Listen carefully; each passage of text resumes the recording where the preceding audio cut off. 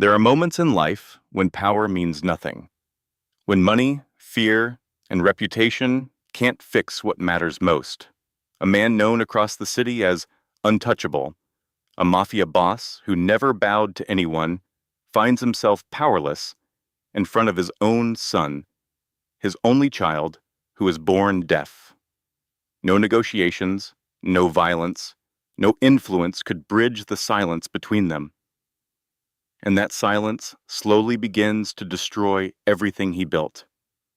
Until one ordinary waitress, working in a small diner far from his world of darkness, notices something no one else did. A simple gesture, a different way of communicating, and suddenly everything begins to change in ways no one could have predicted. This channel is about mafia bosses. There are people born to dominate. Lessons the real world never teaches. You are known only by those who understand power. This is not about crime.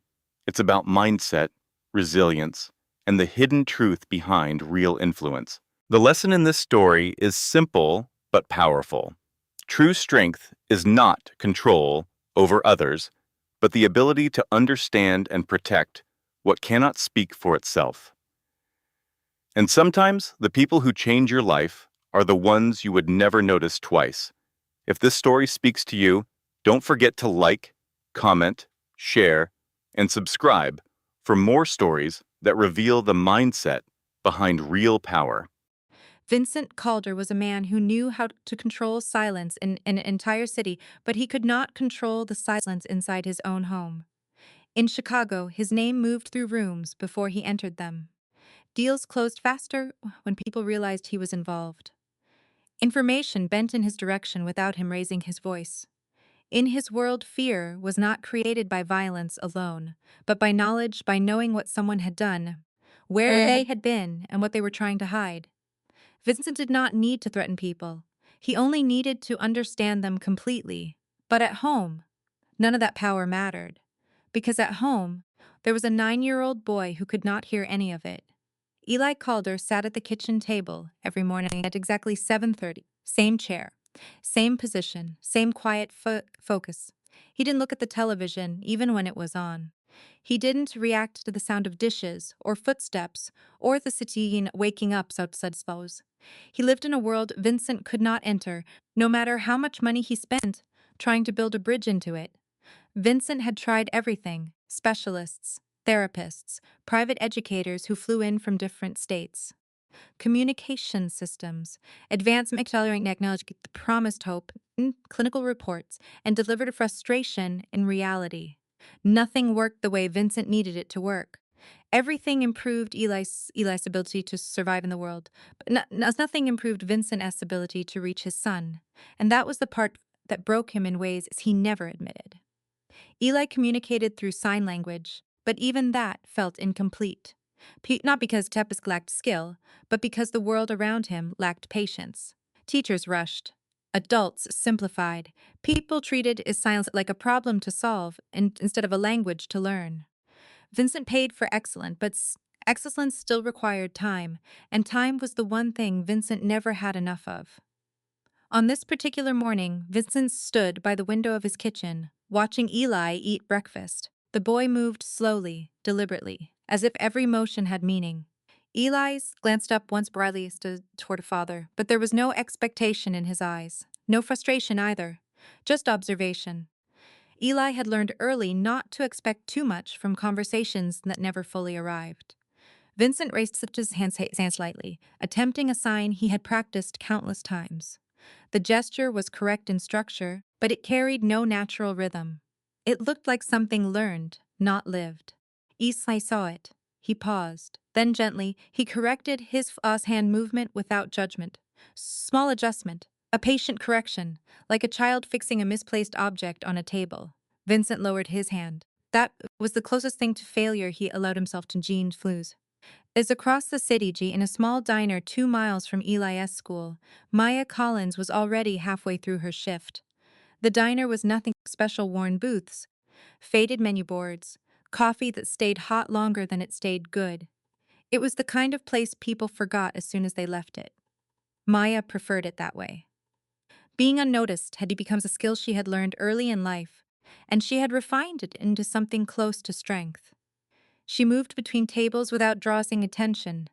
She listened more so than she spoke, not because she was shy, but because listening revealed more than participation ever could. People told the truth in the pauses between their sentences, in the way they avoided eye contact, in the way they treated service workers as if they were part of the furniture. But there was one thing Maya noticed that most people missed entirely. Children who did not speak loudly still spoke clearly. She had first seen Eli Calder 2 weeks earlier. He had been sitting with a school aide, looking out the window as if studying the world, like a app he was to memorize. While other children reacted to noise and movement, Eli reacted to patterns. Repetition, rhythm. He watched how people entered rooms, how they left them, how they touched objects without thinking. Maya did not know yet that he was deaf. She only knew that he was listening in a way that had nothing to do with sound. On this morning, fate did not announce itself. It simply shifted slightly. A school bus arrived late near the diner, and a group of children from Eli's program came in with 2 teachers. The place filled with the kind of chaotic energy that normally meant nothing unusual would happen. But Maya noticed Eli immediately, not because he was different in appearance, but because he was still in the middle of movement. That kind of stillness always meant something important. A moment later, one of the children dropped a tray. The sound of metal hitting echoed sharply through the diner. Several children flinched. Some laughed. Others covered their ears. Eli did not react to the sound itself. Instead, he reacted to the reaction, the fear around him, the confusion he could not hear but could clearly see. His breathing changed. His posture tightened. His eyes scanned the room too quickly, trying to understand something that was happening without him. The aide reached for him, speaking too fast, hands moving in rushed signs that it lacked structure. Eli's stepped back, and that was when Maya moved. She did think about it. She didn't ask permission. She simply synced over, reached slightly to bring him to Eli's line of sight, and placed a calm hand on the edge of the table, not touching him, just anchoring the space between them. Eli looked at her. Maya didn't try to fix anything. She simply slowed everything down, her breathing, her movements. Even today she blinked. She pointed gently at the fallen tray, then at the noise it had made, at the fact that everything else in the room had already returned to normal. Her gestures were not formal sign language. They were something older, simpler, human. Elika watched her carefully. His shoulders lowered slightly, not because he understood the words, but because he understood the intention behind them. Nothing was dangerous. Nothing was wrong. The world had simply made a loud mistake and already moved on. From across the diner, Vincent Calder watched the entire interaction through the reflection of the window. He had arrived earlier than usual that morning, following a routine he had built without admitting why. He told himself it was logistics, proximity, security, but the truth was simpler and more uncomfortable. He wanted to see his son exist in a place where Vincent had no control. And now he was watching a waitress do something none of his specialists had managed to do. Not teach, not correct, but translate reality into something his son could emotionally survive. Vincent did not move. He studied Smaya the way he studied threats. Not because she looked dangerous, but because she didn't tea. That was often more dangerous in his world. Eli's attention remained on her, fully, naturally, as if the diner, the noise, the confusion, all of it had narrowed into a single point of clarity. Maya smiled slightly and returned to work as if nothing had happened. No recognition, no expectation. She simply walked away and continued serving tables. But Vincent had already made a decision. He would learn her name, not because she mattered yet, but because she had done something no one else had done in 9 years. She says silence feel less like salation. Later that afternoon, Eli returned home with his father. The house was quiet again, as always. But something had shifted inside the boy. He moved with less tension. He glanced at Vincent once, then signed something simple, not complex, not emotional. Just a small gesture that meant, today was okay. Vincent responded too slowly, translating in his for Namar his haze. and Eli waited. Patience, Ace. That night, after Eli had gone to bed, Vincent stood alone in his office. The city lights stretched across the windows like a map he could read without effort. He had files on every important person in Chicago: politicians, judges, rival families, business leaders who thought they were independent until they realized they were being observed. He had information on everyone, except the woman in the diner. He opened a blank folder on his system and typed a name he did not yet fully know: Maya Collins. Then he stopped. For the first time in years, Vincent Calder did not immediately know what came next. And in his world, that was the beginning of something dangerous. Maya Collins did not think of herself as important in anyone's story. She had spent of her life perfecting the art of being unnoticed, not out of fear, but out of habit. In a city like Chicago, attention was expensive, and she had never been able to afford it. People like her learned early that survival did not always come from being strong or loud or impressive. Sometimes survival came from knowing when to step out of the frame entirely. So she did her job, she cleaned tables, she smiled when necessary, and she moved through other people's lives like a quiet pause between more significant moments. She did not know that, for Vincent Calder, she had already become the most significant moment of his day. Vincent arrived at the diner three days after he first saw her with Eli. This time, he did not sit in his usual car outside the school.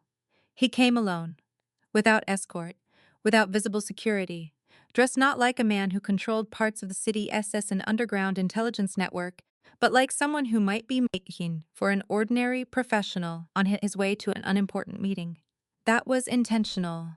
Vincent understood the value of being underestimated. In his world, visibility was always a form of vulnerability. He sat in a corner booth and waited.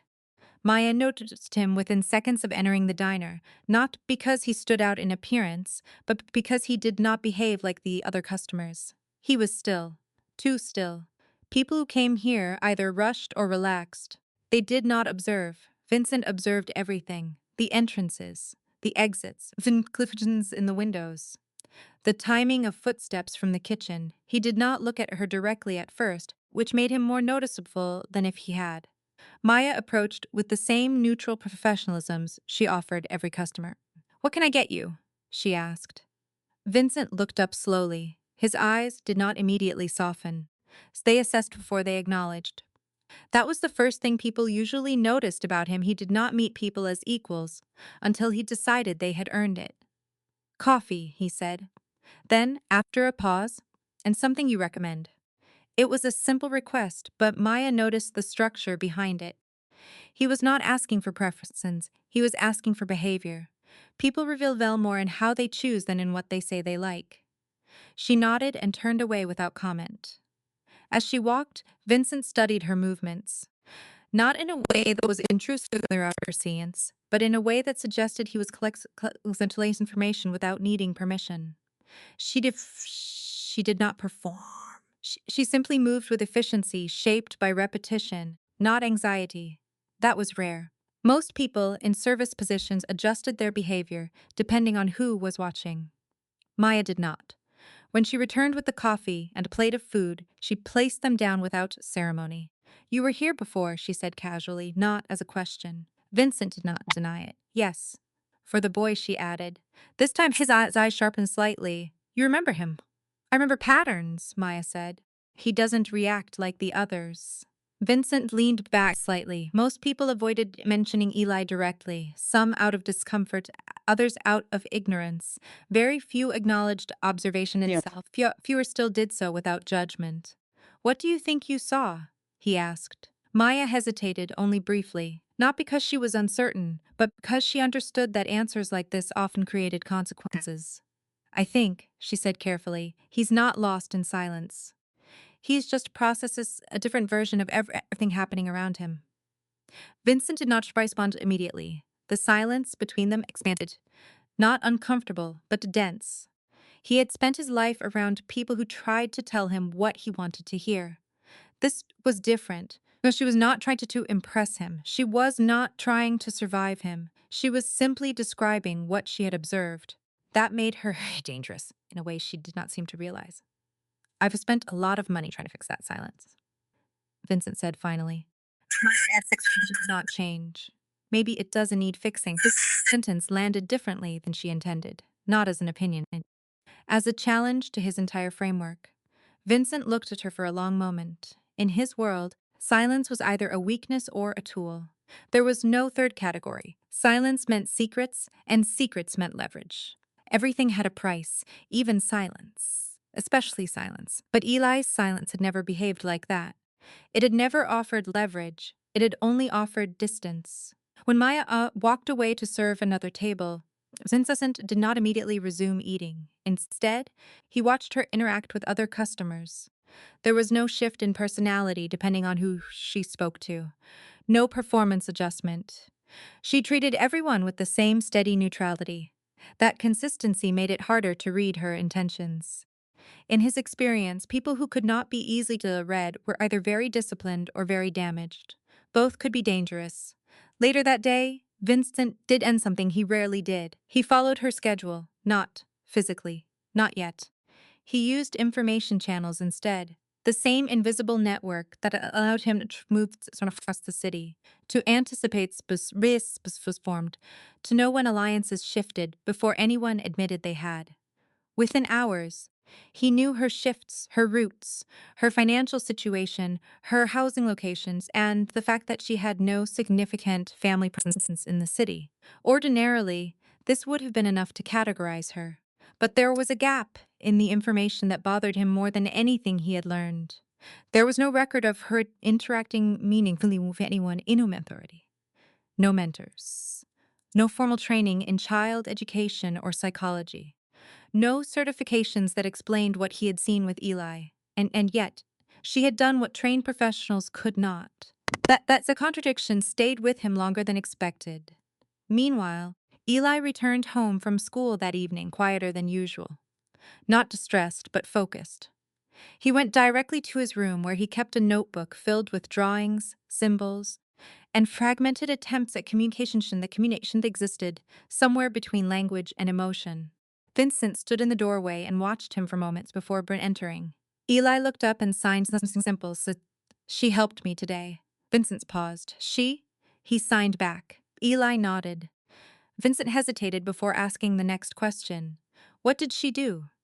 Eli struggled slightly to translate his experience into signs that matched his internal understanding.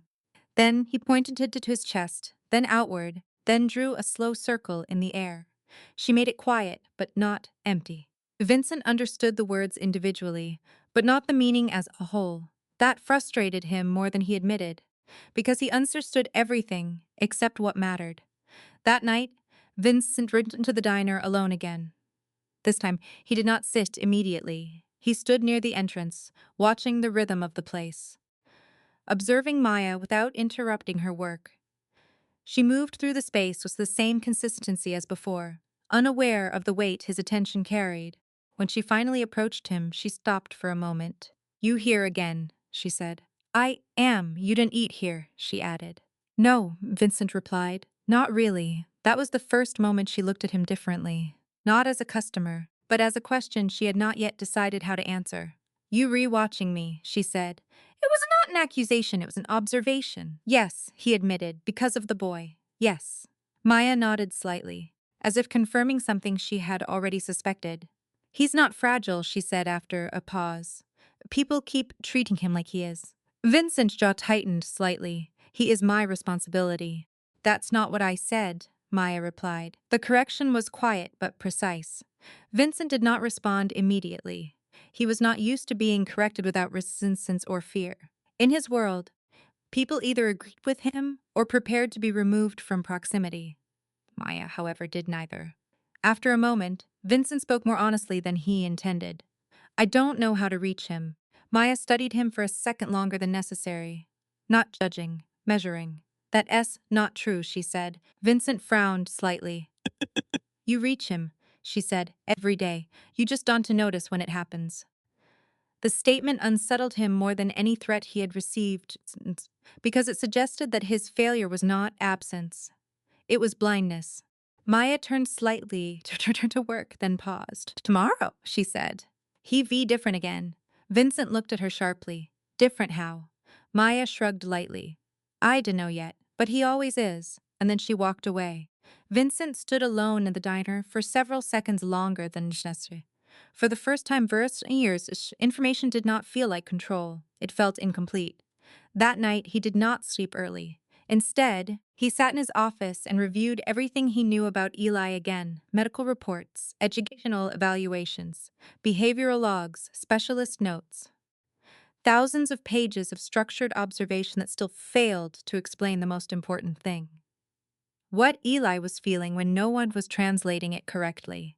At some point, Vincent stopped reading and simply stared at the screen. Then he opened a new file. This time, he did not only write Maya Collins' name. He wrote a second line beneath it. Teach me what I am missing. And for the first time in a long time, Vincent Calder did not feel like the most informed man in the room. He felt like a man standing outside a conversation he had been too late to understand. And somewhere across the city, seeing a quiet, filled with fading leaves and ordinary noise. A waitress who had spent her life being invisible continued serving tables, completely unaware that she had already begun changing the language of a man who thought he understood everything. But not his son. Not yet.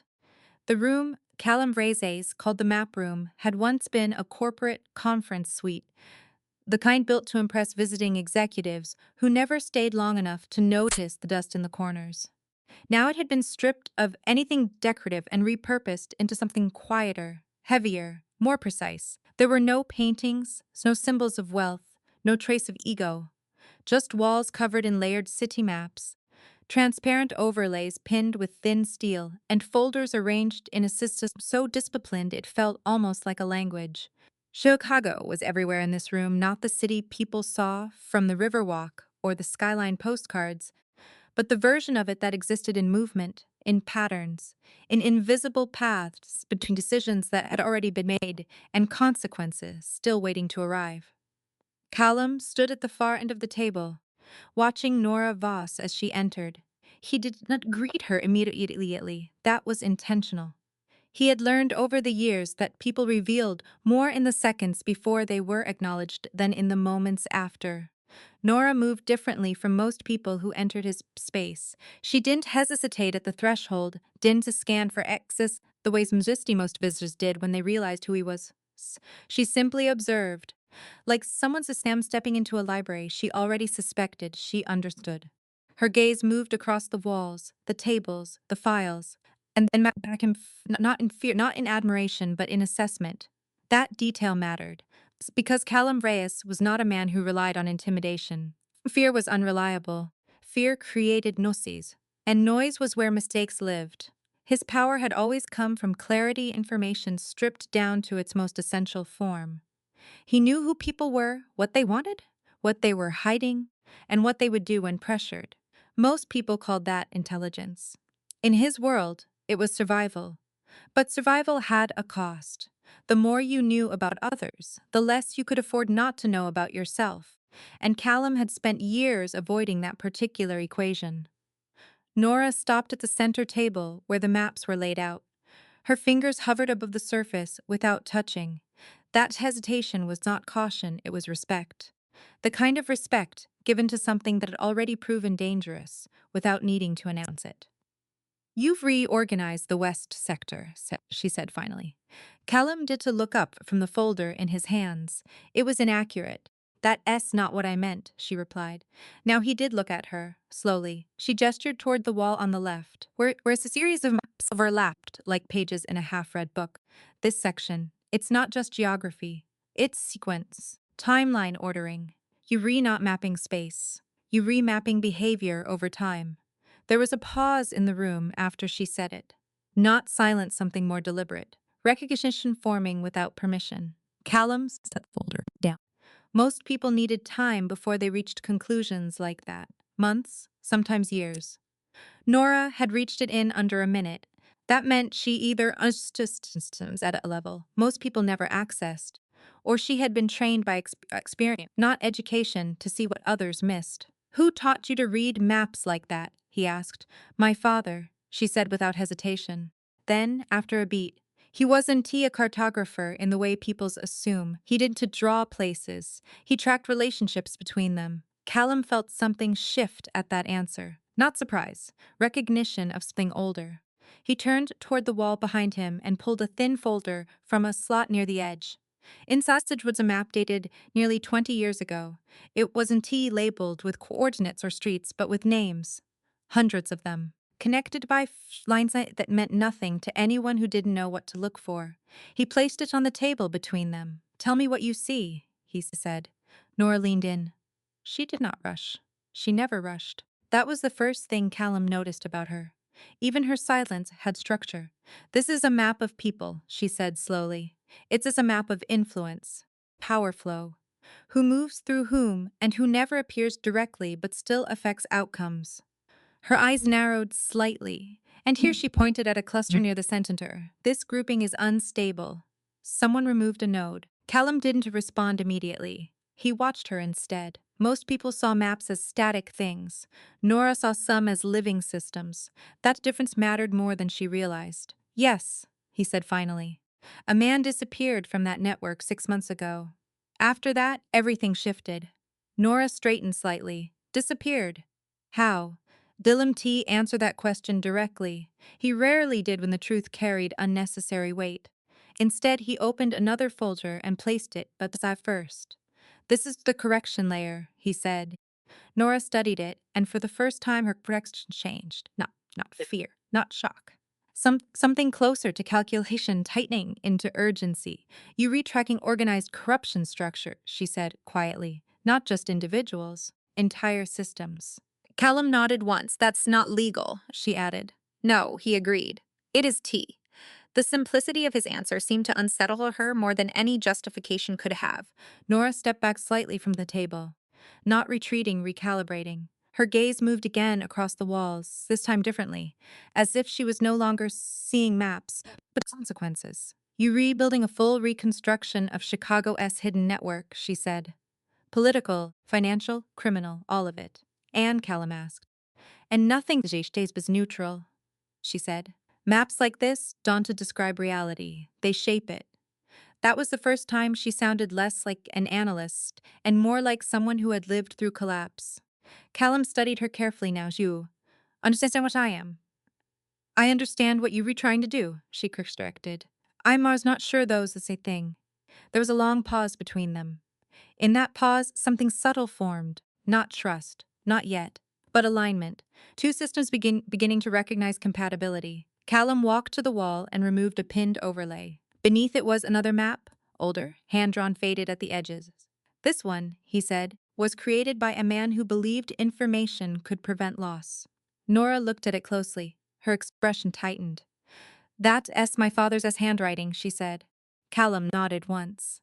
"Yes." The room changed after that single word. Not physically, but structurally. Like a hidden weight had been introduced into the space, and everyone suddenly started to adjust their balance. Nora turned toward him fully now. "You knew him." "I worked with him," Callum said carefully. "For a long time." "On what?" Callum hesitated. That hesitation was rare, and Nora noticed it immediately. "On preventing things from becoming irreversible," he said finally. That answer wasn't complete. It wasn't meant to be, but it was enough to shift something in Nora's posture. She looked back at the maps up again, this time not as systems but as traces of someone she had lost. "He never told me," she said, quietly. "He didn't tell many people," Callum replied. "That does answer why you have his work," she said. "No," Callum agreed. It does. For a moment neither of them spoke. The air in the room felt heavier, not with tension, but with unfinished history missing semist presence at reality. Then Nora reached out and touched the edge of the oldest map. "You missing something," she said. Callum's eyes frowned slightly. "This section," she continued, tapping a faint line near the lower quadrant. "It does connect properly. The sequence breaks." That's intentional," he said. "No," she replied immediately. "It's not. It's incomplete." Callum stepped closer. For the first time, he allowed himself to see she was Mzivisik without filtering it through his own assumptions. She was right. The realization was subtle, but absolute. Callum exhaled slowly. "I've been interpreting it as a dead end." "It is T, Nora said. It's just a missing transition point. Someone removed a link, not the data itself. That distinction mattered. It meant the map was broken. It had been altered. Callum looked at her again, but differently now. Not as an outsider, not as an observer, as a participant in something unfolding beyond either of their full control. How did you see that? He asked. Nora finally looked at him directly. Because my father taught me how to recognize when something has been deliberately made invisible, she said. And more importantly, why? That answer stayed in the room longer than the words themselves. Callum returned to the table and placed both hands flat on its surface, a rare gesture, grounding. If you rewrite, he said quietly, then this map is not finished. Nora nodded once. No, it's not finished. It's waiting. For what? She hesitated for the first since entering the room, and that hesitation changed everything, because it meant she didn't already know the answer. I to know, she admitted. Callum studied her again. That single admission meant more than all her certainty combined. Because in his world, certainty was common. Honesty about uncertainty was not. He closed the folder in front of him slowly. Then we continue, he said. Nora raised an eyebrow slightly. We? Callum met her gaze directly. You see what I miss, he said. And you understand what I already know, but cannot interpret alone. A pause. That is not partnership, she said. No, he agreed. It's correction. Something almost like a faint smile appeared at the corner of her mouth, but it didn't fully form. That's a dangerous way to describe it, she said. I am aware, Callum replied. Outside the room, Chicago moved as it always did, unaware of the systems beneath it, examined, rearranged, interpreted. But inside the map room, something had shifted into alignment that neither of them could fully name yet. Nora looked once more at the wall of layered maps. Then she said something unexpected. If my father built this, she said quietly, then he didn't just want to understand the city. Callum waited. He wanted someone to finish it, she concluded. Silence followed that statement. Not agreement, not denial, just recognition of possibility. Callum picked up a blank sheet of paper and placed it on the table between them. Then we start here, he said. Nora looked at the empty page, then at him. And for the first time since she entered the room, she didn't analyze the system in front of her. She stepped into it. The first thing Nora Voss noticed about Callum Reyes outside the map room was that he became less precise and somehow more dangerous because of it. Inside his world of charts and networks, everything had structure, people reduced to patterns, movements reduced to meaning, chaos forced into readable form. Outside of it, in spaces he didn't fully control variables, he moved like a man who had learned long ago that comfort was an illusion, and familiarity was just another way to lower your guard. The living room, as Callum called it, was not actually a living room in any traditional sense. It was an apartment space above a quiet block in West Loop, minimal in design, stripped of unnecessary objects, but not cold. It had the feeling of being inhabited without being decorated, like someone's chosen function over presentations for so long that aesthetics simply stopped mattering. A large window overlooked the city, and Chicago stretched beyond it in layers of steel, light, and distance. Nora stood near the kitchen counter, watching Callum move without urgency as he poured 2 cups of coffee. He didn't ask her how she took it. He already knew. That detail unsettled her more than she expected, not because it was intimate, but because it suggested repetition. Memory built through observation rather than conversation. You've been here before, she said. Callum handed her a cup. Once. And you remember how I take my coffee from once? He looked at her briefly. People don't change preferences as often as they think they do. That's not an answer, she said. It is, he replied. Just not the one you wanted. Nora accepted the cup, but didn't drink immediately. She looked around the space instead. There were no personal photographs, no visible history, only books mostly nonfiction, political analysis, geography, behavioral studies. Everything in the room was chosen for utility. Nothing suggested sentimentality. That absence itself was a kind of statement. You didn't need anything, she said. I keep what's necessary, Callum replied. Nora turned slightly toward him. And what necessary? Callum paused for a fraction of a second longer than usual. That pause mattered. He rarely needed time to simpson questions. Information that prevents repetition of mistakes, he said. Nora studied him. That sounds like avoidance dressed as discipline. A faint shift in his expression, not irritation, interest. And what does discipline sound like to you? He asked. Like someone who itchwin the zorgsami, she said. That landed between them without ceremony. No reaction from him immediately. Just silence. The kind of silence that was empty, but measured. Outside the window, Chicago moved as it always did, cars threading through intersections, lights reflecting off glass, people walking with destinations they believed mattered. Nora found herself noticing how separate it all felt from the room she stood in, as if Shashi and Callum existed slightly outside Siddisa's rhythm. He broke the silence first. You didn't eat, he said. I did, she replied automatically. That S not accurate. Nora exhaled lightly. I had time for coffee. That's it. Callum walked to a cabinet and retrieved a wrapped container, placing it on the counter without explanation. Nora didn't open it immediately. You planned for that, she said. I counted for it, he corrected. That S the same thing. No, he said. Planning assumes certainty. Accounting assumes probability. Nora finally unwrapped the container. Simple food, nothing elaborate. But it was chosen with the same precision as everything else in his life. You treat everything like it's part of obsession, he said. It is, Callum replied. That's not true, she said. He looked at her again. It is in my world. Nora set the container down without eating yet. Then your world is missing something.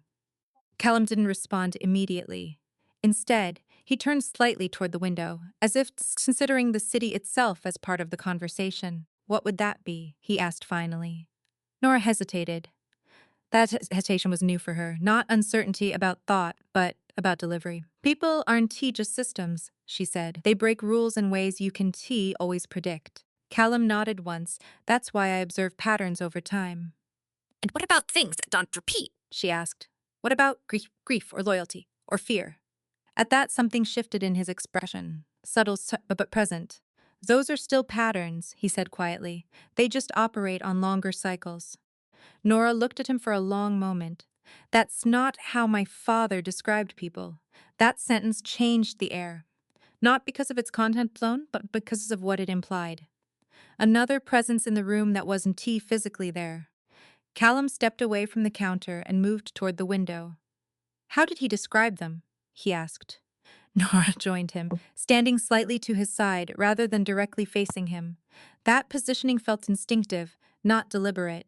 He said, people don't always repeat behavior, she said. Sometimes they evolve past it. Sometimes they choose differently because they've seen the cost of repeating the same thing. Kalop was quiet for a moment. That's optimism, he says. No, Nora replied. That is accountability. He glanced at her. Those are not always the same thing either. She almost smiled at that. But it didn't fully form. A notifications buzzed softly from Katumsal's phone on the counter. He didn't look at it immediately. That, too, was intentional. Nora noticed everything now not because she was trying to, but because the environment demanded it. Being near him required awareness, not fear, just attention. When he finally checked the message, his expression changed slightly. Not alarm, but focus harmoning into something narrower. Problem, Nora asked. Complication, he corrected. That's still a problem, yes, he said. But a manageable one. He set the phone down and looked at her directly. We need to leave in 10 minutes. Where? Somewhere you haven't been introduced to yet. That does sound reassuring. It is meant to. Nora studied him carefully. Is this related to the maps? Callum didn't answer immediately. That silence was enough of an answer, Nora. Nora crossed her arms lightly. You brought me into something without telling me the full scope. I didn't bring you in, he said. You entered when you recognized what left behind. That convenient reasoning. It's accurate reasoning. She held his gaze for a moment longer than necessary. Then she looked away first, not because she yielded, but because she was processing. That distinction mattered to both of them. When they left the apartment, Callum moved differently again, sharper, more structured. The transition from private to operational was instant. Nora noticed how quickly he compartmentalized himself. It wasn't natural, it was trained, or survived. The car was waiting outside. No driver visible. No markings, just an unremarkable black vehicle that blended into the street in a way that made it forgettable on purpose. As they got in, Nora finally asked the question she had been circling since she arrived. Who are you really, Callum? He didn't look at her when he answered. Someone who knows where things go when people pretend they don't exist. That's not an identity, she said. It is where I started, he replied. The car pulled into traffic. The city blurred slightly as they moved through it. Nora watched buildings pass, reflection shifting across. She thought about her father again, not as memory, but as absence that still shaped decisions. You trust systems more than people, she said after a while. I trust consistency, Callum replied, and people aren't as consistent. Not individually, he said, but collectively, they are predictable. Nora turned toward him slightly. That's a dangerous belief. So is trusting unpredictability, he said. There was a pause. Then Nora said, quieter, my father did think people would be predictable. Callum finally looked at her then. What did he think? He thought they were worth understanding anyway, she said. That answer stayed between them longer than the question itself. When they arrived, the building was older than the ones surrounding it. Not abandoned, but overlooked. The kind of place people passed without registering. That, Nora realized, was intentional. Inside, the air felt different, heavier. Not physically, but socially, as if the space carried conversations that never fully left. A man met them at the entrance, middle-aged, calm, observant. He didn't speak immediately. He looked at Nora, then at Callum. A silent exchange passed between them that Nora could not decode yet, but she noted the structure of it. Recognition without explanation. Is this her? The man asked finally. Yes, Callum says. Nora looked between them. I am not her in any meaningful sense yet, she said. The man almost smiled. That's usually how it starts. Callum didn't react to that. He simply motioned for them to continue inside. The room they entered was smaller than expected. Not a map room this time, but something closer to a meeting space. A place where decisions were made rather than interpreted. On the table were documents. Not many, but enough to matter. Callum placed a folder down. We've identified movement around the archive, he said. Nora stepped closer. Someone's been inside again. Yes, he confirmed. Her expression tightened slightly. Then this isn't just about interpretation anymore. No, Callum said. It's about containment. Nora looked at the documents again, then at him. You brought me here because of this, she said. I brought you here because you needed to see it, he replied. That's not the same thing, she said. It is in practice, he said. She exhaled slowly, not frustration, processing. Then she said something quieter. My father didn't prepare me for containment scenarios. Callum looked at her. He prepared you for recognition. And you think that's enough? She asked. I think that's what makes the rest possible, he said. Silence settled again. But this time it was different, not uncertain, structured, like a pause before a decision that had already begun forming. Nora looked at the documents sometimes, then closed the folder gently. If I am doing this, she said, I need full visibility. Callum nodded once. You will have it. And no selective omissions. No, he said. None. She held out his gaze since we continue. Callum didn't respond immediately, then quietly. Yes. Outside, Chicago needed its ordinary rhythm. Inside, something had shifted into operational reality. Not trust. Not yet. But alignment under pressure. And sometimes Nora realized that was how trust actually began, not with comfort, but with shared exposure to what could not be unseen. Chicago had always been described as a city of layers, but Nora Voss only began to understand what that meant when she started studying it the way Callum Reyes did, not as streets and buildings, but as overlapping versions of the same reality, each one hiding the next. The surface city was the one people lived in, the official one, the one on maps, in news reports, in property records and traffic reports, and public memory. But beneath it, there was another Chicago, quieter and more disciplined, where decisions moved like currents and people rarely appeared as themselves. Callum called it the second city, not as a poetic idea, but as a practical classification. Nora didn't like the name at first. It sounded too theatrical, too detached from reality. But the longer she moved through it with him, the more she understood. It was metaphor. It was structure. They had left the building from the night before, just after sunrise. The city was still in that transitional state where night had not fully surrendered and morning had not fully claimed it. Street lights were still on, but their authority felt weakened. The air carried the weight of cold steel and distant movement. Nora adjusted her coat as she stepped outside, watching Callum pause for half a second before continuing forward. That pause again his moment of recalibration between controlled environments. You always move like this? She asked as they walked. Like what? You replied without looking at her. Like you were already expecting something to go wrong. Callum didn't answer immediately. When he finally did, his voice was even. I move like I am, accounting for everything that could go wrong without assuming it will. That sounds exhausting, Nora said. It is efficient, he corrected. Efficiency. That word again. It was one of the few principles he treated as absolute. Nora was beginning to realize that Callum didn't he trust emotions because they couldn't detect being just consistently, but he also didn't he ignore them. He simply classified them as variables with unstable outputs. They got into the car, waiting for them near the curb. No driver visible again. That absence had become its own kind of language to her, now something designed not to reassure, but to remove variables. Where are we going? She asked as the car pulled into motion. To see something your father left finished, Callum said. That sentence tightened something in her chest, but she didn't show it. She had learned quickly that emotional reaction in Callum's presence disdained change in outcomes. Its information did. My father left a lot of things finished, soon as she said. This one is different, Callum replied. Nora looked out the window. They all feel different, Monetek, when you don't understand them yet. Callum finally glanced at her. You relearn faster than this most people I've worked with. That's not a compliment, she said. It wasn't intended as one, he replied. That honesty, blunt and unpolished, was something she was still adjusting to. Callum didn't decorate meaning. He delivered it. That made him difficult to read, but also difficult to misinterpret. The car moved through districts she recognized, and others she didn't. Chicago began to feel less like a single place and more like a sequence of thresholds. Each neighborhood they passed through seemed to carry its own logic, its own rules of visibility. The closer they got to their destination, the less familiar everything became.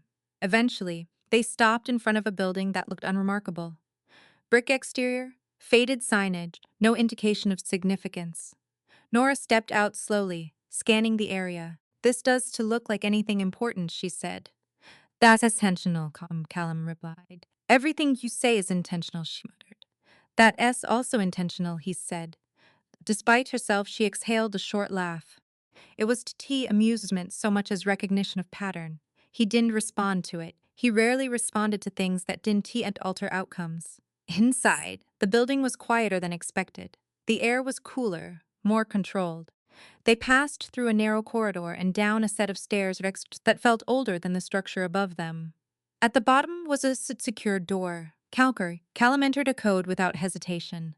The system unlocked immediately. Nora noticed that. You've been here before once, he said again. And you memorized access? Unforget systems I might need again, he replied. The door opened into a space that immediately shifted the tone of everything Nora thought she understood about Callum. This was a teed room designed for observation or planning. It was operational, functional, a place where real decisions were made about real consequences. There were screens, but not in the way she expected. No surveillance overload, no chaotic data streams. Instead, there were structured displays, clean interfaces, segmented information, categorized movement. Everything was filtered before it was shown. Nothing raw, nothing unnecessary. A man stood near the central console, older, composed, observant, in a way that suggested long exposure to uncertainty without surrendering to it. He looked at Nora briefly before addressing Callum. She earlier than expected, the man said. She needed context, Callum replied. Nora crossed her arms slightly. I didn't agree to needing anything yet. The man almost smiled. That S usually the first stage of needing it. Nora ignored the comment and looked around the room. This is surveillance infrastructure. No, Callum corrected. It's interpretation infrastructure. That S just a softer word, she said. It is a more accurate one, he replied. The man gestured toward one of the screens. We've had movement near the archive. Nora immediately stepped closer. What kind of movement? Callum answered instead, unauthorized access patterns. Repeated presence without extraction. Someone is searching without knowing what they looking for. That, source, Snore head quietly. Yes, Lucas agreed. She looked at him. You've known this since last night. I confirmed it this morning, he said. And you didn't tell me immediately. Callum met her gaze. There was nothing actionable until now. Nora shook her head slightly. That's your threshold. Not mine. I understand that, he said. But understanding does always change procedure. That line landed harder than he intended. Nora turned away slightly, processing it. She was angry yet, but something in her was recalibrating again. Not trust, not distrust. Boundary recognition. The man at the console interrupted gently. There's more. Callum nodded for him to continue. We've identified a third-party presence, the man said. Not connected to the usual networks. Political layer interference. Snore attention sharpened immediately. Political? Callum's expression changed slightly. Senator level? The man hesitated. Indirect. But yes, that single word shifted the room's gravity. Nora felt it immediately. Political involvement meant visibility. And visibility meant escalation. Callum turned slightly toward her. This is where your father's work intersects with something larger than either of us anticipated. Nora looked at him sharply. Larger how? He didn't answer immediately. That pause again. The one she was beginning to recognize as a boundary between what he knew and what he was willing to expose. Systems like this don't stay contained, he said finally. Once they reobserved, they attract attention. That does explain why. Here, she said. Callum met her guy directly. It does. You are the only person who can read what you're encoded, what your father without translation loss. Nora held his gaze. So I am not here because you need me. I am here because I am necessary. Yes, he said. Both are true. That's honesty again. It was starting to feel less like transparencies and more like an inevitability. A monitor changed in the background. Movement data updated. Someone had entered a perimeter zone they hadn't anticipated. The room shifted into response mode immediately. Callum moved first. Lock the secondary access routes. The man complied. Nora watched the efficiency of it. No panic. No hesitation. Just coordinated response. You operate like this all the time, she said quietly. Yes, Callum replied without looking at her. That's not so sustainable. It's necessary. For what? She asked. He paused briefly while issuing another instruction. Then, for keeping things from collapsing. Nora studied him, or for controlling when they collapse. That made him look at her more directly. You think I'm managing instability, he said. I think you redeciding what version of instability survives, she replied. For the first time, he did respond immediately. That silence stretched longer than usual. Then the man at the console spoke again. We've isolated the origin point. A location appeared on the screen. Nora stepped closer before she could stop herself. She recognized it. Not fully, but enough. A fragment of memory from her father's materials. A reference point buried in coded structure. Her breath tightened slightly. That S part of his map. Callum looked at it immediately. Confirm. Nora leaned in closer, reading the pattern. The structure matched. Not directly, but through transformation logic she had begun to understand only recently. Yes, she said quietly. It's one of his nodes. That changed everything in the room without anyone needing to say it. Callum stepped back slightly. Then the map is not just historical, he said. It's active. Nora looked at him. It was never just historical. A long silence followed. Outside, Chicago continued as if none of this existed. Cars moved, people walked. Decisions were made in offices that would never see what was happening beneath their understanding of reality. But here, underground, something had clarified into structure. Callum finally spoke again. We need to retrieve the remaining nodes before whoever is searching understands what they represent. And if they already do, Nora asked. Then we accelerate, he said. That word stayed in the room longer than expected. Nora looked at the screen again, then at him. This is bigger than you told me, she said. Yes, Callum replied. And you still brought me in. Yes. Why? Callum's hesitated. Just slightly. Because your father trusted you with something I cannot interpret alone, he said. And because I do not believe this as it's safely that without your perspective. Nora absorbed that slowly. For the first time since she met him, she understood something fundamental about Callum Reyes. He didn't involve because he needed them emotionally.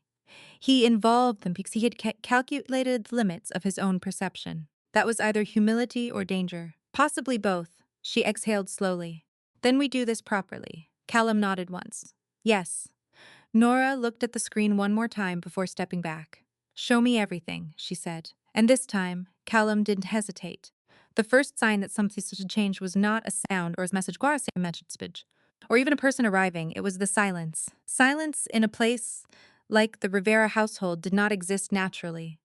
The house was always alive in small ways, security radios clicking in the background, the soft movement of staff who learned to walk without announcing themselves, the distant hum of a city that never fully slept. Even at night, there was structure to the quiet, order, control, like everything else in Marcus Rivera's world. But tonight, the silence felt deliberate. Marcus noticed it before he saw anything. That was how he had survived long enough to become what he was. You did not rise in his world by reacting first. You rose by noticing what didn't belong. He stood at the top of the staircase, one hand resting on the railing, the other holding his mukun. No messages, no alerts. That, too, was unusual. Below him, the living room was dimly lit. A single lamp cast a low the amber glow across the furniture. His son was sitting on the floor near the coffee table, not on the couch where guests sat, not in any position that suggested performance or etiquette. Just on the floor, as if the space between furniture was the only place that felt honest. The boy's name was Luca, 12 years old, deaf since birth. He was tracing something on a tablet with intense focus, his eyebrows slightly drawn together. His hair was too long again. His hearing aids sat on the table beside him, like two small metallic objects that belonged to another version of his life when he refused to engage with most days. Marcus watched him for a moment without moving. This was the part of his life no one ever saw. Not the meetings, not the business, not the reputation that made grown men lower their voices when his name entered a room. This, a boy who lived in a world Marcus could not enter fully, no matter how much money or power he accumulated.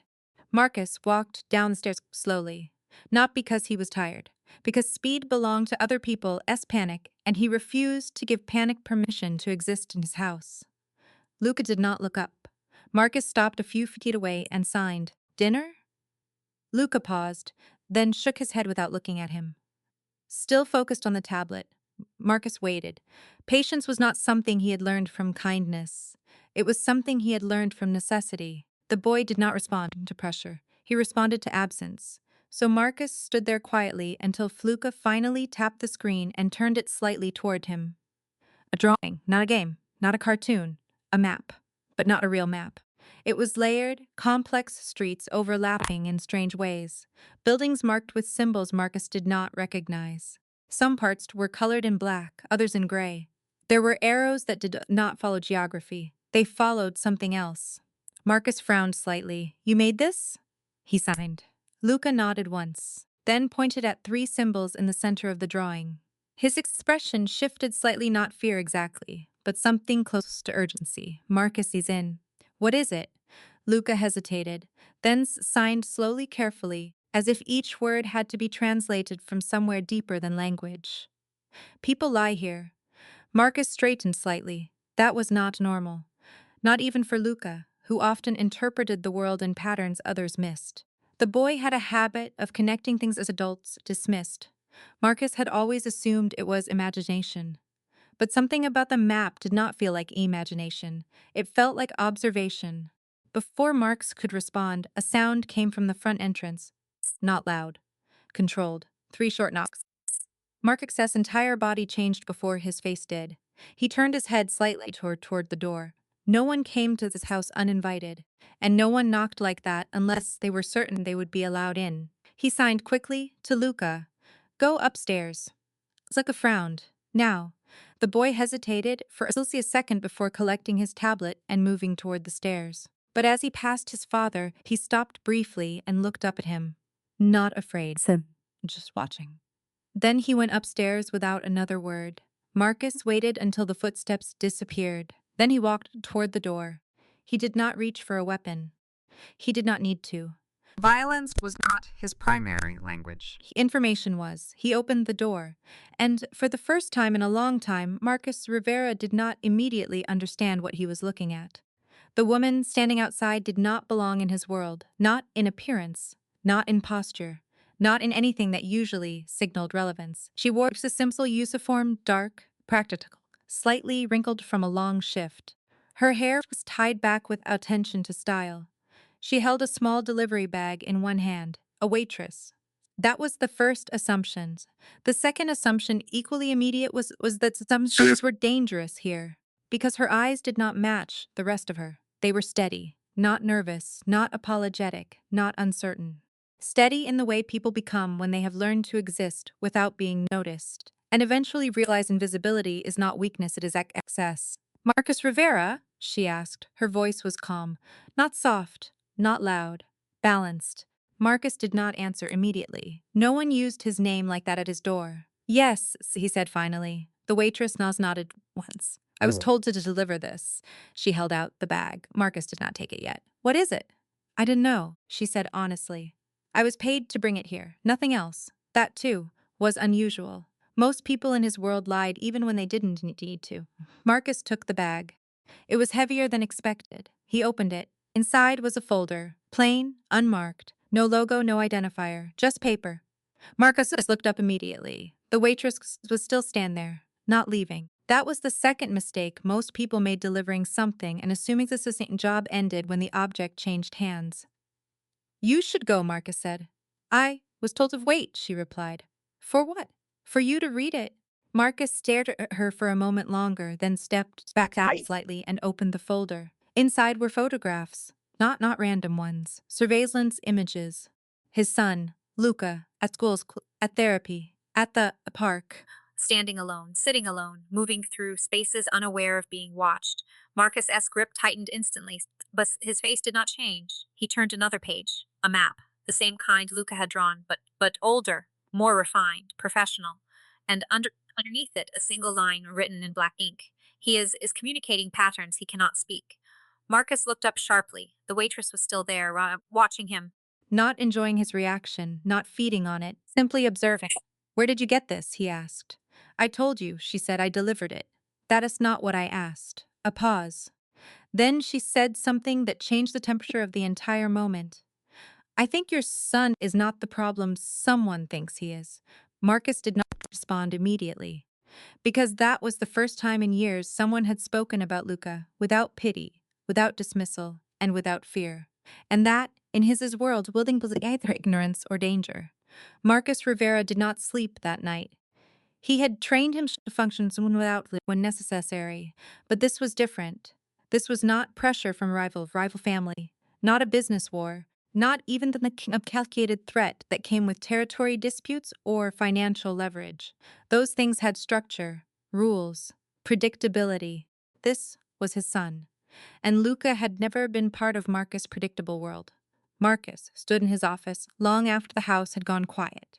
The folder from the waitress lay open on his desk, like something alive that refused to settle. The photographs were still there. Luca walking through school hallways, Luca sitting alone at lunch, Luca standing near a playground fence, as if he were observing something no one else could see. And then the maps. That was what Marcus kept returning to, not because they were complex, but because they were familiar in a way that made no sense.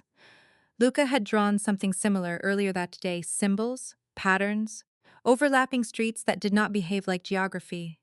Marcus spent his entire life reading patterns. Money flow, loyalty shifts, hidden efficiencies, the silent language of power. But Luca's patterns were not about power. They were about behavior. That distinction mattered more than Marcus wanted to admit. At 2:13 a.m., Marcus finally moved. He called his chief of internal security. The phone resonance, twice. Then a voice answered immediately. Boss! Marcus did not waste time. I want every access point checked, he said. Schools, therapy centers, transport routes. Anything tied to my sons? A pause. That's already monitored, the man replied. No, Marcus said quietly. It isn't he. That silence on the other end lasted longer. Marcus continued. Someone is watching him, not casually, not opportunistically, systematically. Do you have proof? Marcus looked at the folder again.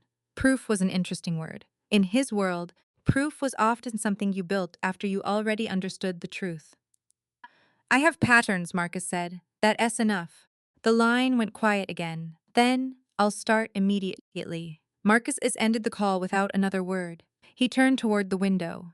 Chicago at night was always a reflection of itself, lights stretched across glass, movement reduced to distant suggestion. A city that pretended to sleep but never actually did. Marcus had always liked it that way. It matched him. But tonight, something about it felt exposed, like a structure whose walls had quietly become transparent, a glass house. And Marcus was suddenly unsure whether the doors watched from outside. Upstairs, Luca was awake.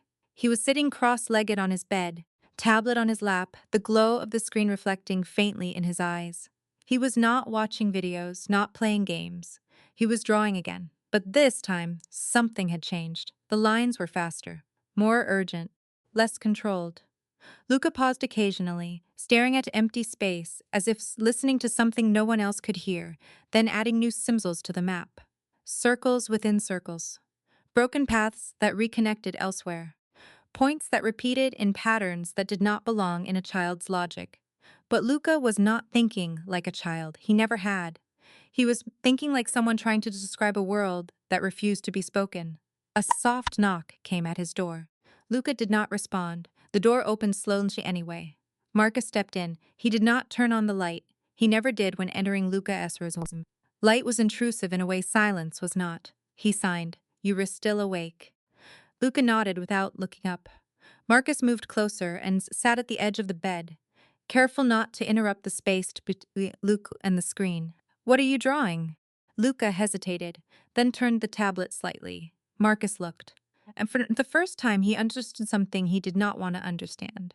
The map was not just a map, it was a sequence, a timeline. Events marked not by location, but by consequence. Intersections that represented meetings. Dead ends that represented decisions, repeated symbols that suggested surveillance points. Marcus's jaw tightened slightly. This is real? He signed.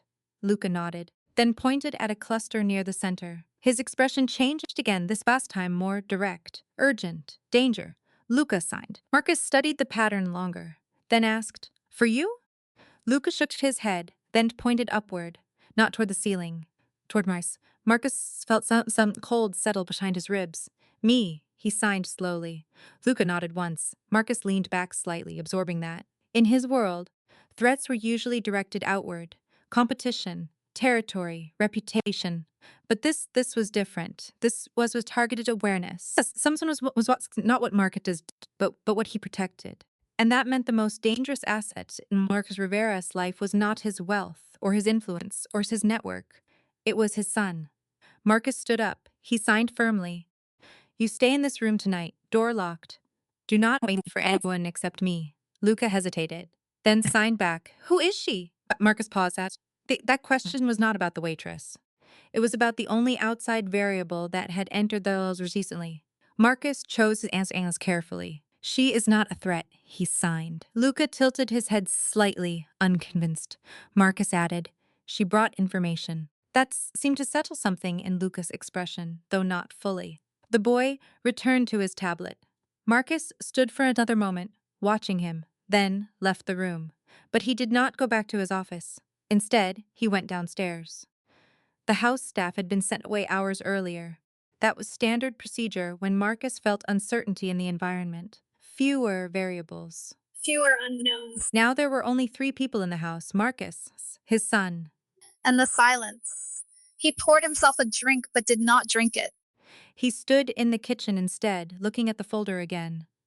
The waitress's words returned to him. I think your son's is not the problem someone thinks he is. That sentence had stayed with him because it implied something Marcus had not yet admitted to himself. That Luca was not being watched randomly.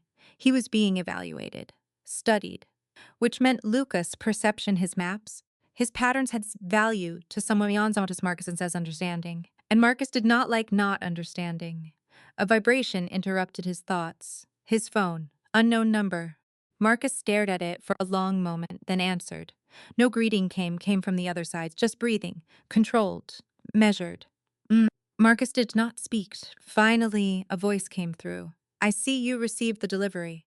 Marcus's grip tightened slightly. Who is this? A pause.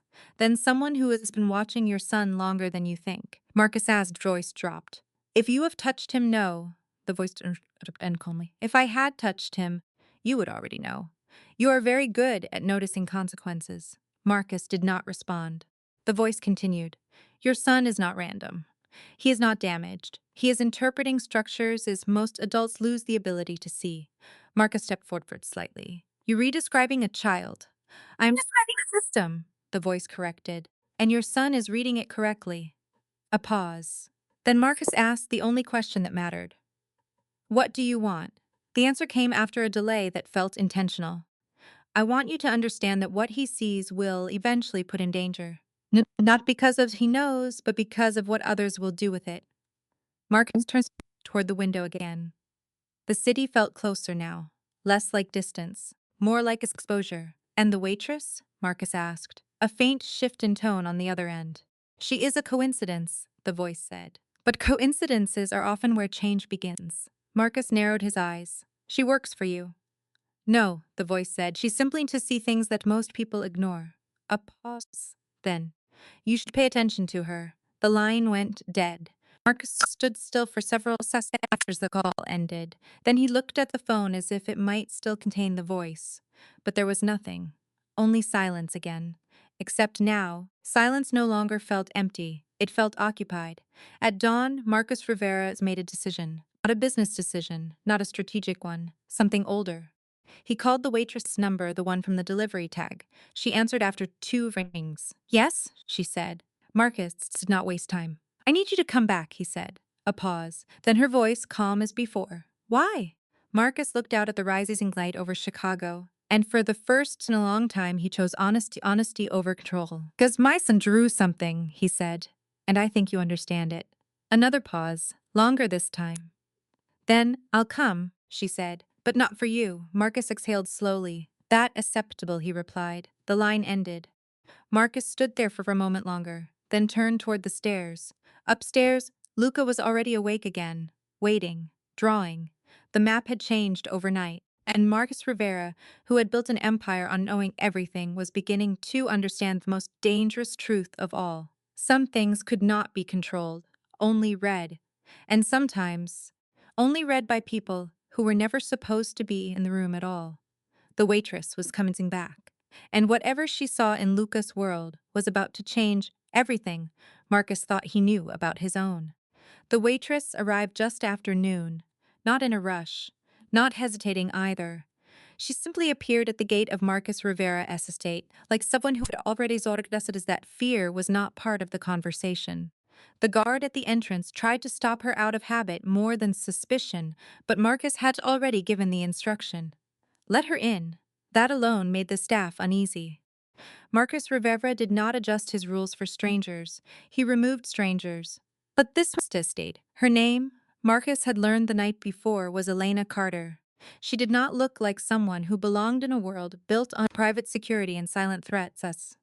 There was nothing in her appearance that demanded attention. No jewelry, no designer marks, no performance of confidence. And yet, as she walked toward the house, Marcus noted something that bothered him more than anything else. She did not look around. Most people did, even when they tried not to. Instinct, survival, curiosity. But Elena walked as if the environment had already been accounted for, as if she had mentally mapped the space before stepping into it. That was the first time Miss Marcus considered that she might not be reacting to his world. She might be reading it. Inside the house, Luca was waiting. Not in the living room this time, but near the hallway wall where Marcus had allowed him to pin his own drawings. It was the only space in the house that Marcus did not control. A small compromise he had once made without understanding its future importance. Luca stood there, tablet in hand, watching the entrance. When Elena stepped inside, the boy did not react immediately. He studied her. Longer than most people were comfortable being studied. Then, unexpectedly, he lifted his hand and signed, "You came." Elena nodded once. I said I would. Marcus watched the exchanges closely. Luca did not usually initiate communication with strangers. He tolerated presence. He rarely invited it. Elena turned slightly toward Marcus. "Where is his latest drawing?" she asked. Marcus didn't answer immediately. Instead, he pointed toward the hallway wall. Luca had already moved to it. He tapped one of the pages pinned there. Elena approached slowly. No hesitation, no performance of caution, just steady movement. When she reached the wall, she did not touch anything at first. She looked, and for a long moment, she said nothing. That silence was not empty. It was structured. Marcus noticed her eyes moving in patterns, not scanning, but sequencing. She was reading the drawing the way someone reads a language they were not taught but somehow recognized.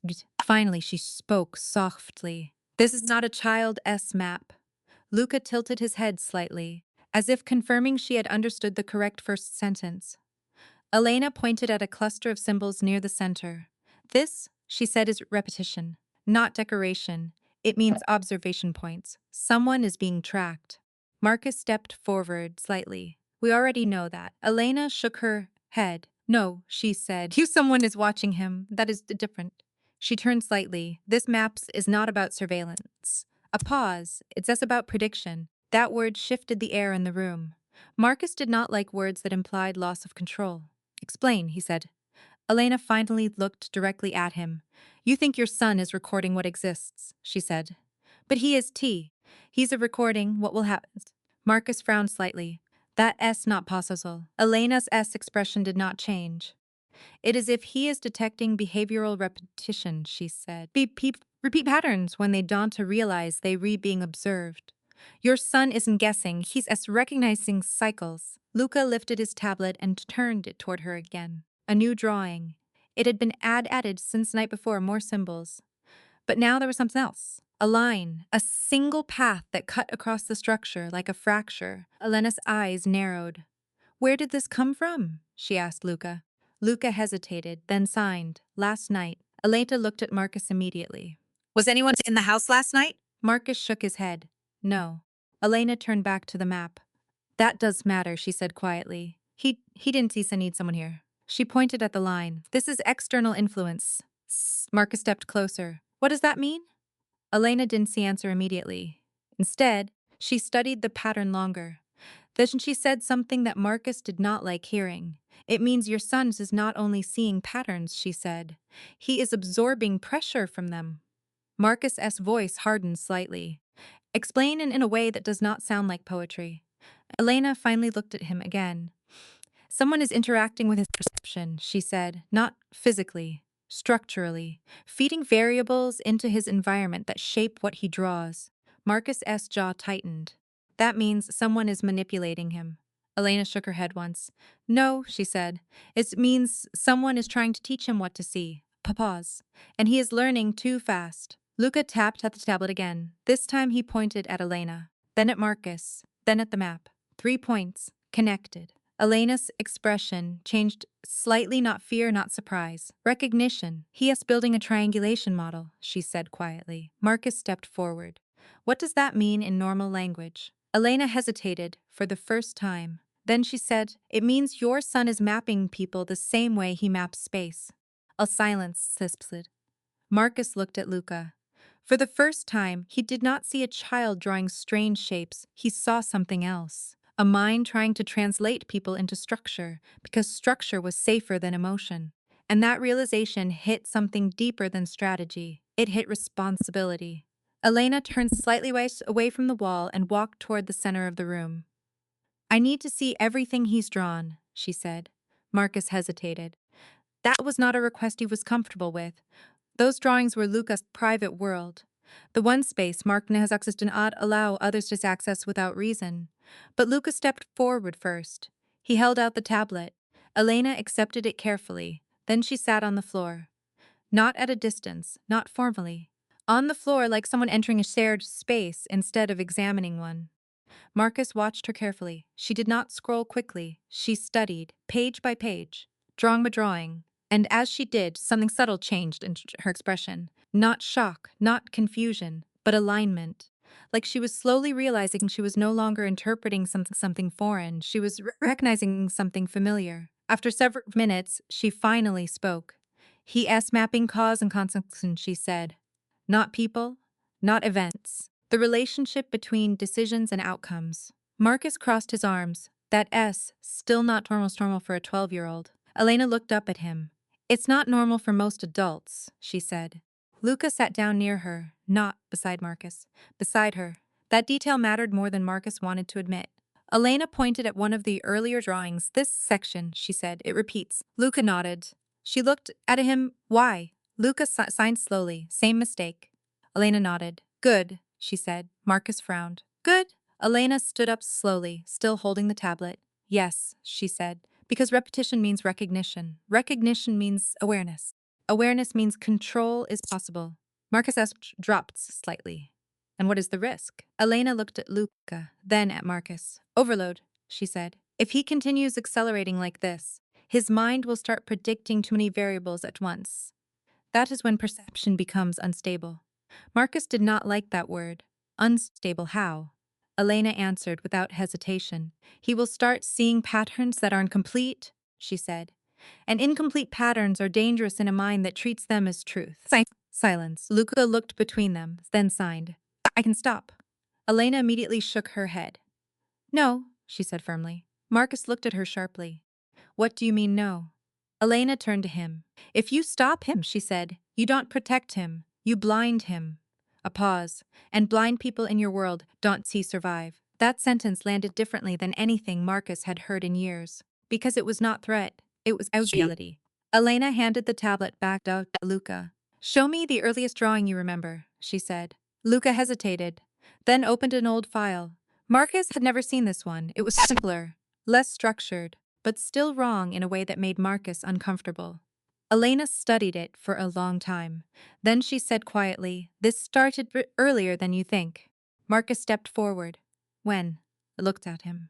Before the waitress arrived, Marcus's eyes narrowed slightly. You mean you? Elena nodded. Yes. A pause. And before someone started watching him, Marcus's voice dropped. What are you saying? Elena turned the tablet slightly. Your sense is not being developed, she said. He is being synchronized. Marcus felt something cold move through him. Synchronized with what? Elena hesitated, then answered carefully. With a larger pattern that includes your organization. Silence again. But this time, it was not calm. It was breaking.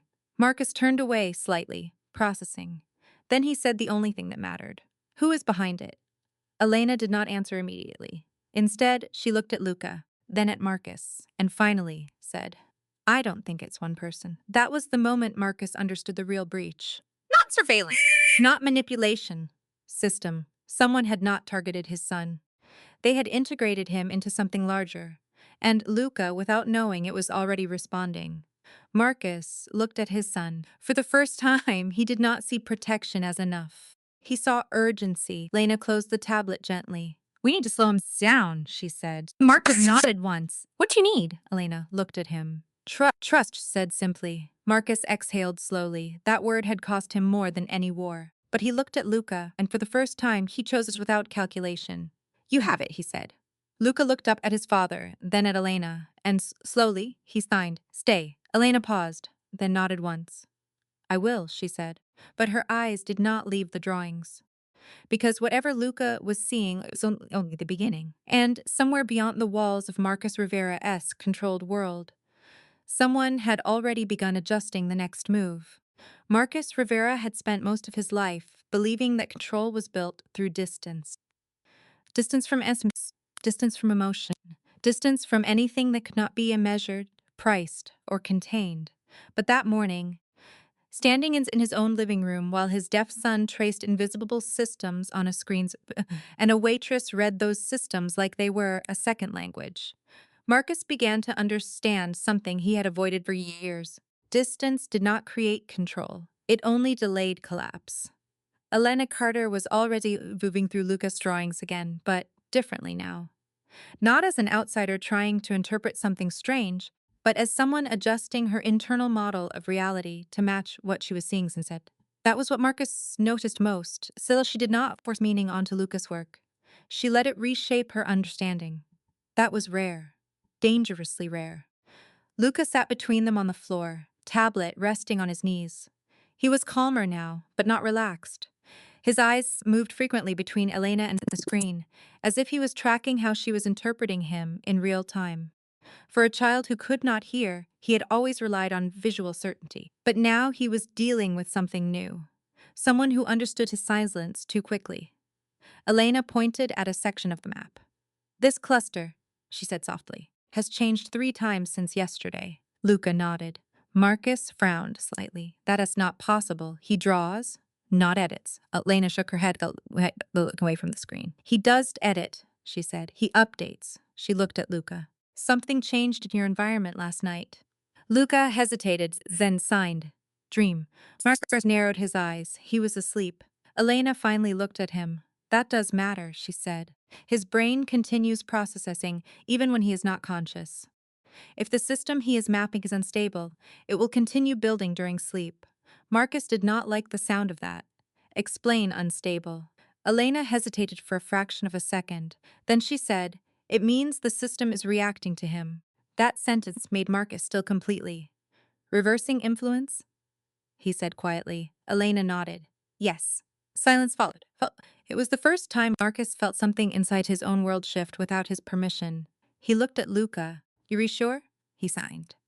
Luca nodded once, then added, "Loud." Marcus frowned. Elena translated before he could ask. "He means the patterns feel louder," she said. "More aggressive. More present." Marcus turned slightly away, processing. Luca was not describing noise.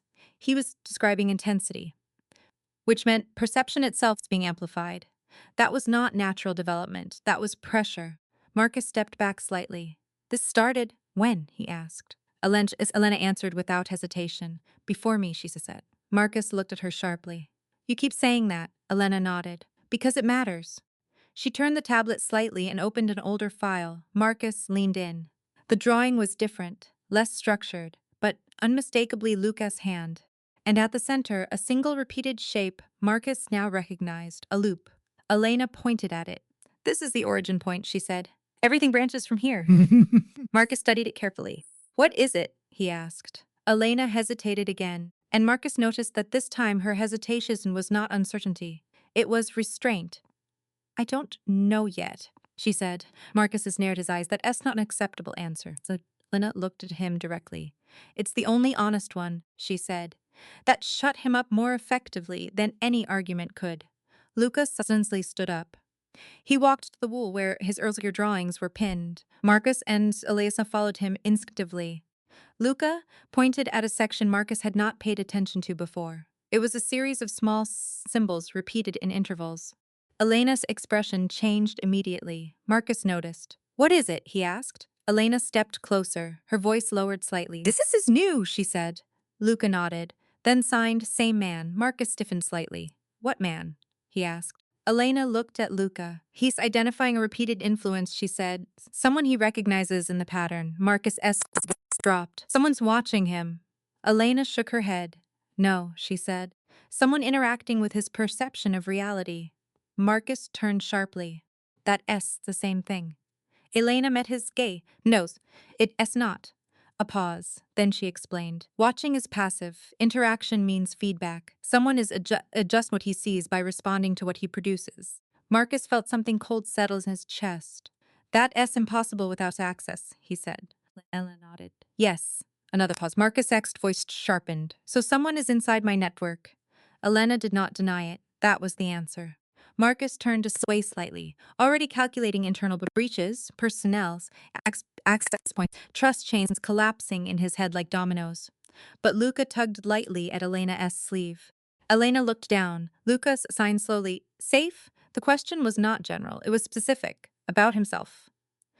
Elena paused before answering. Then she said softly, "Not yet."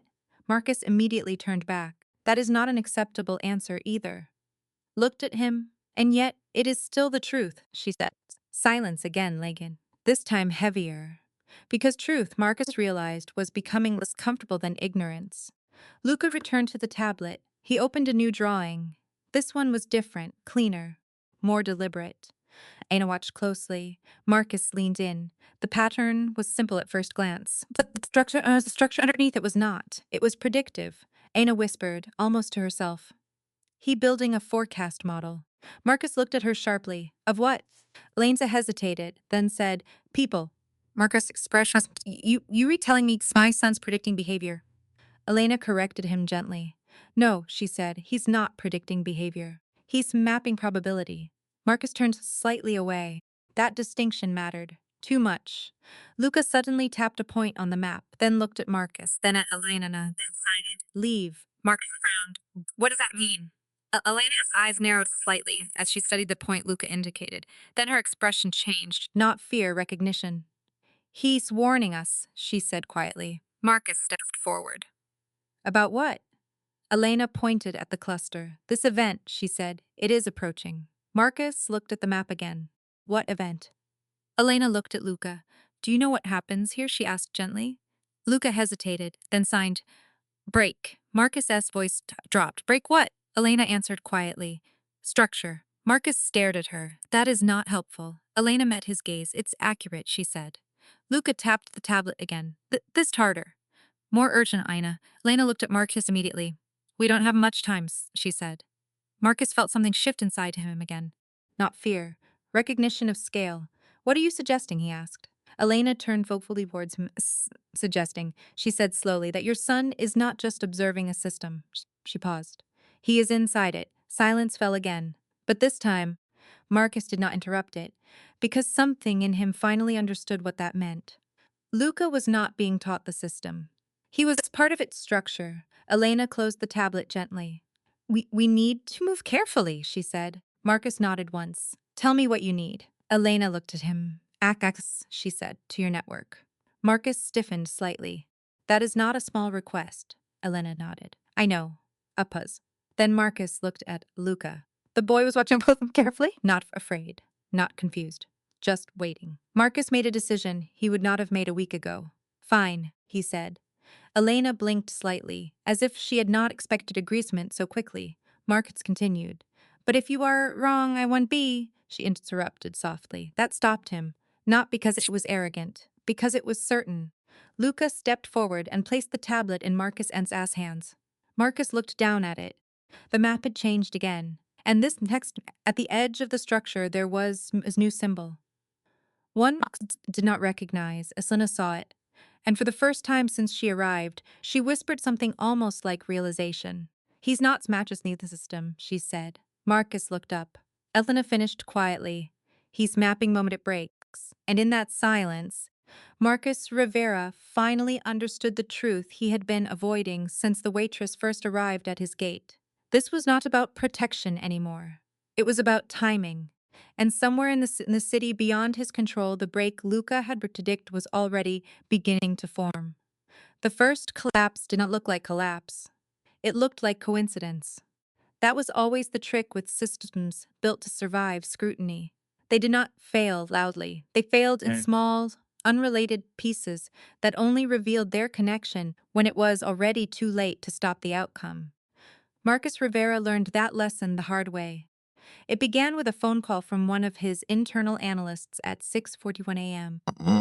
The man's voice was controlled, but there was something underneath it Marcus recognized immediately. Uncertainty trying not to become panic. There's movement in 3 separate branches, the analyst said. Marcus stood at the window, watching the city wake up. Define movement, he said. Financial transfers rerouted. 2 field operatives off-grid. And a data node inside silent systems looping. Marcus narrowed his eyes. Looping how? A pause, like it says feeding its information it already has. Marcus did not respond immediately, because she already understood what that meant. Laga, or rather what Luca had been connected to. Behind him, Elena Carter stood at the kitchen table with Luca. The boy was not drawing now. He was watching a blank screen, his hands still as if the silence itself was speaking to him. Elena spoke quietly, without looking up. It is starting, she said. Marcus turned slightly. Explain. Elena finally met his eyes. The system is reacting to awareness, she said. Luca identified the breakpoint. That means whatever network has been feeding him patterns is now forced to respond to being seen. Mark's voice dropped. So we expose it. Elena shook her head once. No, she said. We survive it. That distinction mattered. Outside the house, Marcus' world was already shifting. Reports came in faster now. One of his logistics routes shut down without explanation. An intermediary array withdrew from 3 long-standing agreements. A security contractor went silent mid-operation. None of it chanced individually. But Luca had drawn it. Weeks ago. Marcus turned back toward the table. Luca was now drawing again, but slower, more carefully. His face was tense, focused in a way Marcus had only seen C's once before, when the boy was overwhelmed by too many overlapping signals. Elena noticed it immediately. He's stabilizing it, she said. Marcus frowned. Stabilizing what? The output, she answered. If he does T, the system overwhelms him. Marcus stepped closer. Explain the system, he said again. Sharper this time. Elena hesitated, then finally said, it's not our sons anymore. It's a network of decisions. People feeding off predictions, adjusting behavior based on projected outcomes. Luca is the only one who sees the full structure because he does filter it through language the way we do. Marcus stared at her. That sounds impossible. Elena nodded. It should be, she said, but it isn't he. A long silence had followed. Then Luca suddenly stopped drawing. He looked up and signed one word. Now, Elena stiffened immediately. Marcus noticed. What is now? He asked. Elena looked at the screen, her voice lowered. The breakpoint, she said. As if the words triggered something, Marcus's phone rang again. This time, it was not his analyst. It was internal security. The voice was urgent. Boss, we've got a breach. Multiple systems are shutting down at once. It's not an attack pattern we recognize. Marcus closed his eyes briefly, because now it was no longer a theory. It was execution. He ended the call without responding. When he opened his eyes again, Elena was already moving. She grabbed Luca's tablet and turned it toward Marcus. The map had changed completely. What used to be structure was now fragmentation, lines disconnecting, nodes collapsing inward, patterns folding in on themselves like a system that had lost coherence. But at the center, one point remains stable. Marcus pointed at it. What is that? Elena studied it carefully. That's him, she said. Marcus frowned. Who? Elena didn't answer immediately. Then she said quietly, the one feeding the systems. A pause. Marcus' expression hardened. You know who it is? Elena looked at him. I know what it behaves like, she said. It's different. Luca stepped closer and placed his hand on the center of the map, then signed. Stop. Elena nodded. It's right, she said. This is the stopping point. If it continues past this phase, the system becomes self-sustaining without input. Marcus looked between them. And if it becomes self-sustaining, Elena answered without hesitation.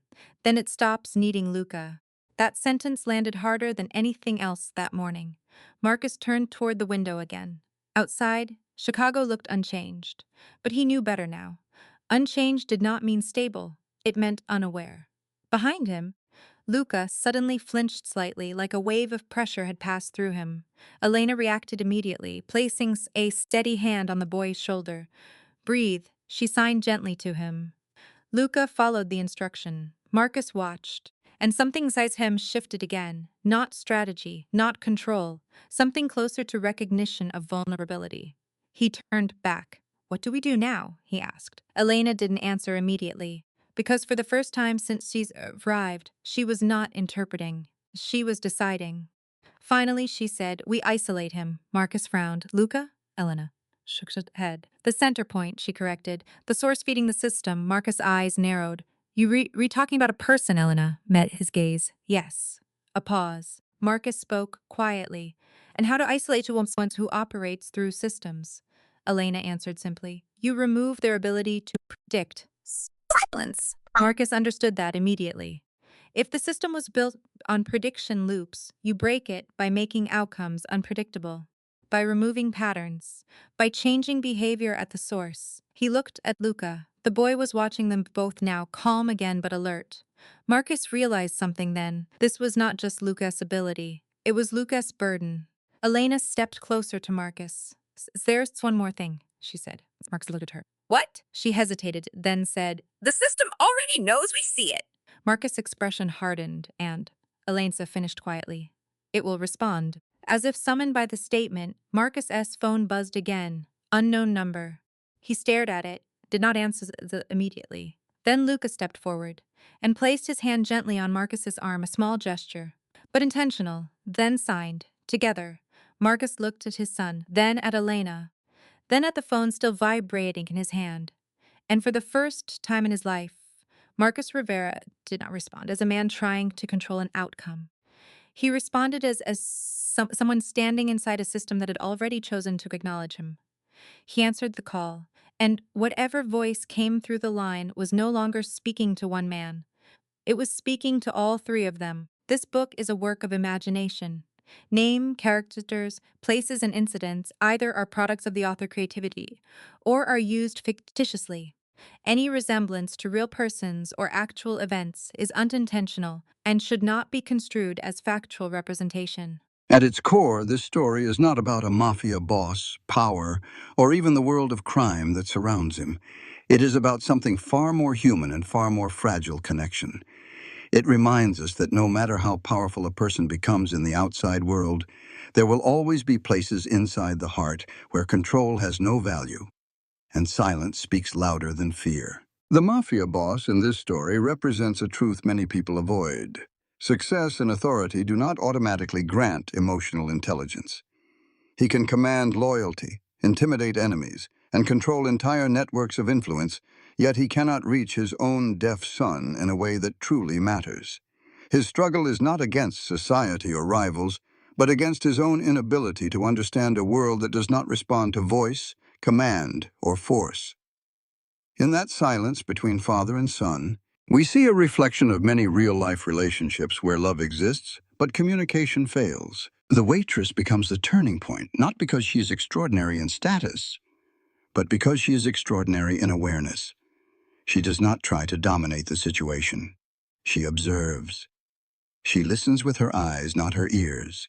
And most importantly, she approaches the child without fear of his condition or the father's power. Her role reminds us that influence does not always come from authority. It often comes from empathy, patience, and the willingness to understand what others ignore. The moral lesson here is simple, but deeply important. True strength is not measured by how much control you have over others, but by how deeply you can understand them. Power without empathy becomes isolation. Wealth without connection becomes emptiness. And authority without communication becomes silence that even fear cannot break. This story also teaches that limitations are not always weaknesses.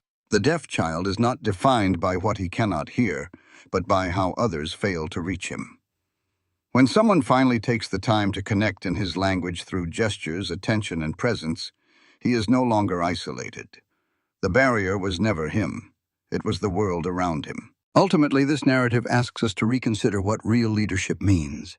Whether in family, business, or life, the strongest individuals are not those who demand to be understood, but those who choose to understand first. Because in the end, the most powerful transformation does not come from fear or force, but from human connection that reaches beyond words.